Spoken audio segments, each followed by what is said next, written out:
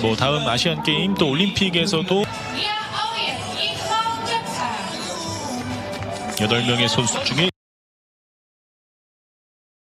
That video is of Elnaz Rekabi, an Iranian rock climber. And she was competing in that video in South Korea. And that should be the end of the story. She climbed the wall, she competed, that's what she does. She's an athlete. Unfortunately, that is not the end of the story, because in that video, you might note that you can see her hair. Now, you probably didn't note this because that's the most normal thing in the world in most parts of the world. But unfortunately, in Iran right now, it is not.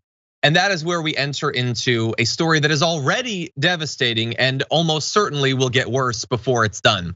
So bear in mind, by the way, that Rekabi wore a bandana over her head in the initial competition at that event. But in a later event, you can see she's wearing a headband with just her ponytail showing. Women, of course, under Sharia law are required to cover their hair, even if you're an athlete and even if you're not in Iran, you're held to the same standard. Now, some felt like when they saw the video of her showing her hair, that she was signaling support for the protests that are currently ongoing in Iran. And that might be, we don't know. We can't jump to the conclusion that that is true. What we do know is that after that event, she was apparently invited to the Iranian embassy in Seoul. And there she was stripped of her phone and passport and put on a plane to Tehran. Now, the Iranian embassy says that all of this that is coming out is misinformation and that it's not true. And bear in mind that after she disappeared or was disappeared, depending on how you want to put it, an Instagram post was put up on her account, text only, saying that she had competed without the hijab accidentally, saying, I, Elnaz Rekabi, which is how everyone starts their statements on Instagram, with more than 20 years of experience in the national Iranian rock climbing team, apologize for the concerns I have created. I must announce that due to the sensitivity of the final competitions of the Championship of Asia, due to improper timing and the unforeseen invitation for me to climb, my outfit was inadvertently problematic.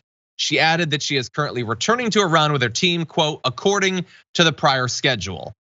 So that might well be her.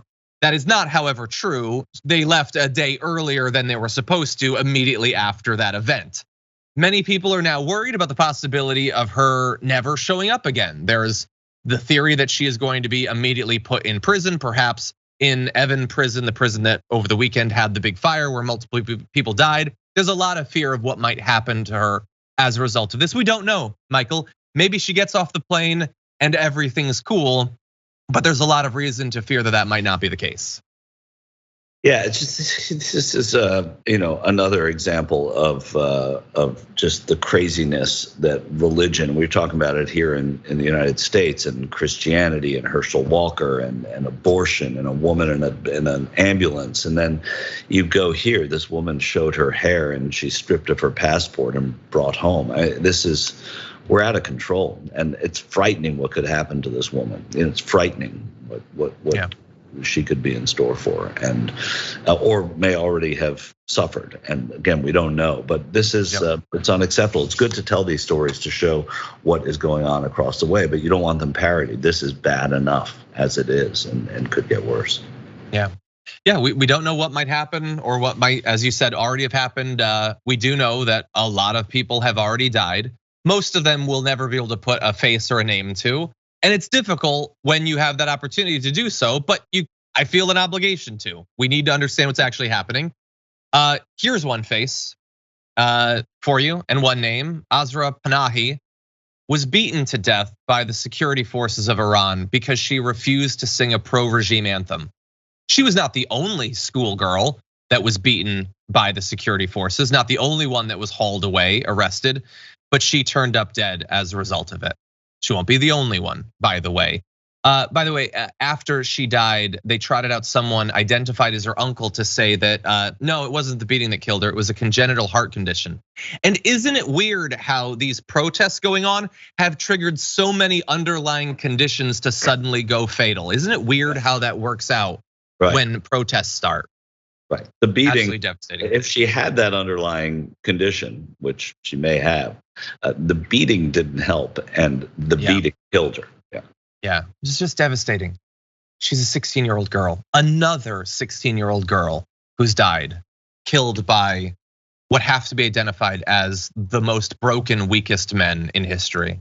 that should not wield 1 ounce of power over literally anything. I don't think that they should be in charge of their own lives.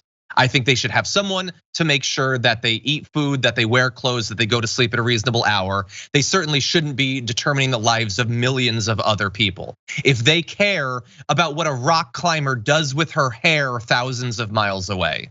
But unfortunately, humanity, the earth continues to be dragged down by these endlessly pathetic men.